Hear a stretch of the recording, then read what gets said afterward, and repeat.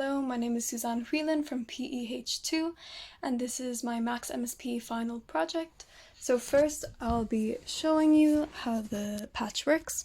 So this is in presentation mode. We have a webcam MIDI over here with the webcam paused currently. Then we have a bell sample which we can affect the playback rate, modulation of the rate, and pan modulation, and we can see the waveforms all in this little box here.